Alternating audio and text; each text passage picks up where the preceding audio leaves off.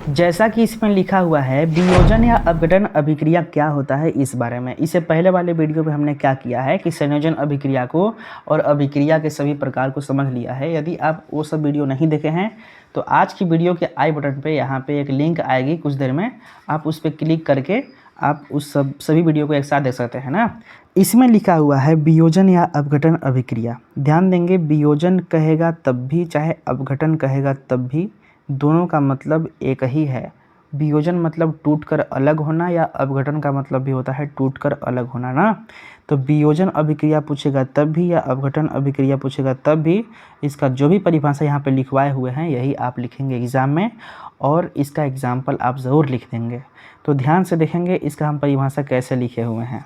Okay, तो इसका परिभाषा कुछ इस प्रकार से है। क्या है? ऐसी अभिक्रिया या ऐसी रासायनिक अभिक्रिया जिसमें कोई एक अभिकारक पदार्थ दो या दो से अधिक उत्पाद पदार्थ का निर्माण करते हैं तो वह अभिक्रिया वियोजन अभिक्रिया या अपघटन अभिक्रिया कहलाता है। कहने का मतलब है कि अभिकारक क्या होता है? जो अभिक्रिया करता है उसको अभिकारक कहते हैं, और जो अभिक्रिया के बाद बनता है उसको उत्पाद बोलते हैं। ठीक है, तो अभिकारक और उत्पाद में अंतर ये हुआ ना। अभिक्रिया करने वाले अभिकारक कहलाते हैं, जबकि अभिक्रिया के बाद जो बनता है उसको उत्पाद बोलते हैं। तो कह क्या रहा है कि अभिकारक पदार्थ हमारा एक ही ठो होना चाहिए। कितना होना चाहिए? एक ही ठो। लेकिन उत्पाद जो होना चाहिए एक से अधिक होना चाहिए। ठीक है, तो ऐसे अभिक्रिया को बोलते हैं हम वियोजन अभिक्रिया। इसका हम एग्जाम्पल देखेंगे। एग्जाम्पल क्या है भाई? इसमें लिखा हुआ है CaCO3 कैल्शियम कार्बोनेट। ये हमारा देखिए इधर अभिकारक होता है और इधर क्या होता है? उत्पाद। तो देखो अभिकारक इधर केवल एक ठो है कि नहीं? CaCO3 केवल एक ही पद है इसमें ना, और इधर देखो एक से अधिक है। क्या है? एक से अधिक है। तो इसीलिए इधर एक होना चाहिए अभिकारकों की संख्या और उत्पाद की संख्या एक से अधिक होना चाहिए, तब इसको बोलेंगे हम वियोजन या अपघटन अभिक्रिया। लेकिन वीडियो में आगे बढ़ने से आपसे पहले हम रिक्वेस्ट करना चाहेंगे कि हमारे इस चैनल को सब्सक्राइब करके अपने दोस्तों में शेयर ज़रूर करिएगा। आप हमें जितना सपोर्ट करेंगे उतना ही हिसाब से हमें मोटिवेशन मिलता है और उसी हिसाब से वीडियोस को बनाने का मन करता है। जितना ही सपोर्ट करेंगे आप मेरा, उसी हिसाब से हो सकता है भविष्य में डिजिटल बोर्ड पे आपको पढ़ाएं। ठीक है, तो मेरा भी सपना है कि आपको अच्छे से पढ़ाएं ना। तो अभी हमारे पास पेन कॉपी यही सब है, लेकिन यदि सपोर्ट करते हैं तो भविष्य चेंज होने में देर नहीं लगेगा, और इसीलिए रिक्वेस्ट करते हैं कि सपोर्ट करिए हमारा। ओके, तो इसमें क्या लिखा हुआ है? CaCO3 कैल्शियम कार्बोनेट, इसका नाम क्या है? Calcium carbonate. जब इसका अपघटन कराते हैं, देखो यहाँ पे लिखा हुआ त्रिभुज। क्या लिखा हुआ है?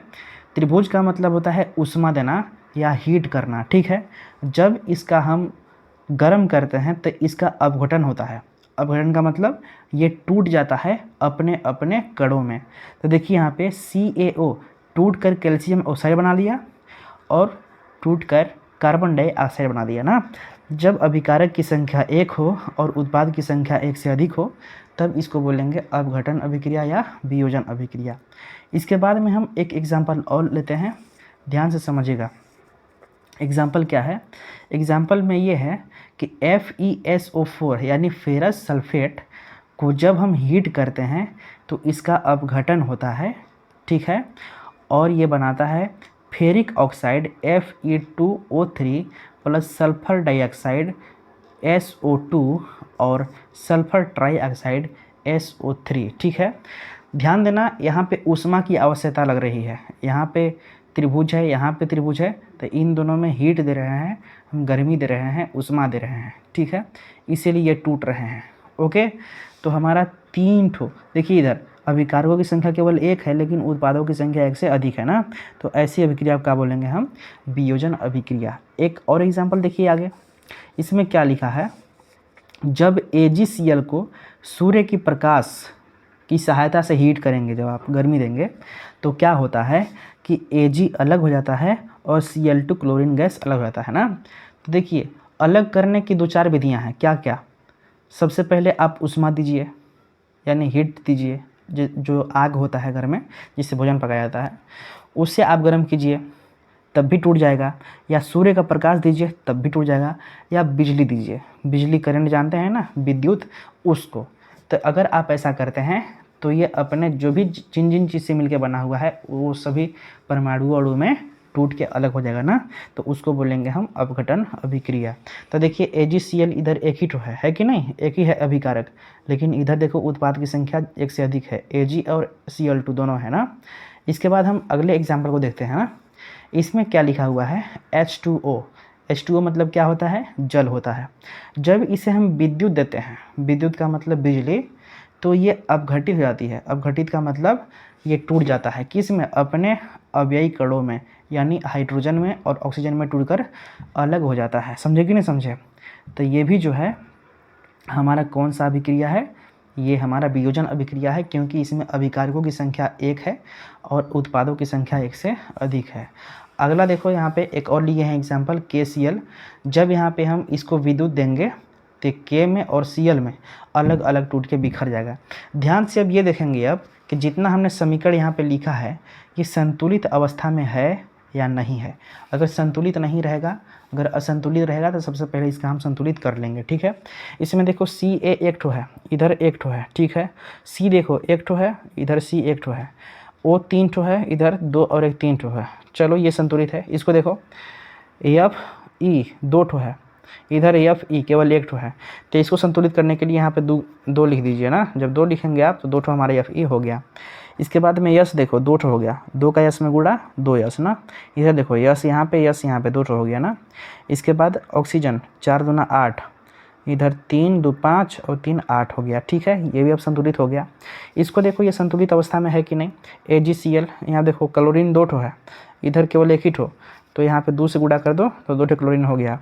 इसके बाद में देखो Ag यहाँ पे है कितना, दो ठो, दो का Ag में दो ठो, तो यहाँ पे एक ही ठो है, तो इसमें 2 का गुणा कर दो तो 2 ठो Ag हमारा हो गया। इसके बाद इसको देखो लिखा हुआ है H2O जल ना, इसमें H दो ठो है, ठीक है चलेगा। ऑक्सीजन दो ठो है, इसमें एक ठो है, तो दो ठो करने के लिए हम 2 से यहाँ गुणा करेंगे तो ऑक्सीजन दो ठो तो हो गया, लेकिन हाइड्रोजन की संख्या बढ़ गया, 2 और 2 कितना हो गया, 4 हो गया, लेकिन इधर घट गया। तो इसको 4 करने के लिए 2 से गुणा करेंगे तो 2 दूना कितना हो गया, 4 हो गया, तो 4 हाइड्रोजन यहाँ पे हो गया। जब अगले टॉपिक की तरफ चलते हैं हम, तो इसमें देखो क्लोरीन की संख्या 2 है, इसमें केवल एक ही क्लोरीन है, तो यहाँ पे 2 का मल्टीप्लाई कीजिए, 2 क्लोरीन हो गया हमारा, लेकिन पोटेशियम की संख्या बढ़ गया 2 ठो, तो यहाँ पे 2 कर देंगे तो 2 की हो गया हमारा, ठीक है। कहने का मतलब होता है कि वियोजन अभिक्रिया जो भी है, वियोजन या अपघटन अभिक्रिया, हमने ये सीख लिया कि अभिकारक पदार्थ कितना होना चाहिए, केवल एक ठो, लेकिन उत्पाद की संख्या कितना होना चाहिए, 2 या 2 से अधिक होना चाहिए, समझे कि नहीं। तो ऐसे अभिक्रिया को बोलते हैं हम वियोजन या अपघटन अभिक्रिया। ये हमारे कुछ एग्जाम्पल हुए जो हमने आपको अच्छे से समझा दिया है, एक्सप्लेन कर दिया है। यदि आपको ये वीडियो अच्छा लगा होगा तो प्लीज़ लाइक, सब्सक्राइब और शेयर ज़रूर करिएगा और हमें आप सपोर्ट ज़रूर करिएगा, ठीक है। तो मिलेंगे नेक्स्ट वीडियो में नए टॉपिक के साथ, अगले अभिक्रिया के साथ। तब तक के लिए आप अपना ख्याल रखिए। थैंक यू सो मच, मिलते हैं नेक्स्ट वीडियो में।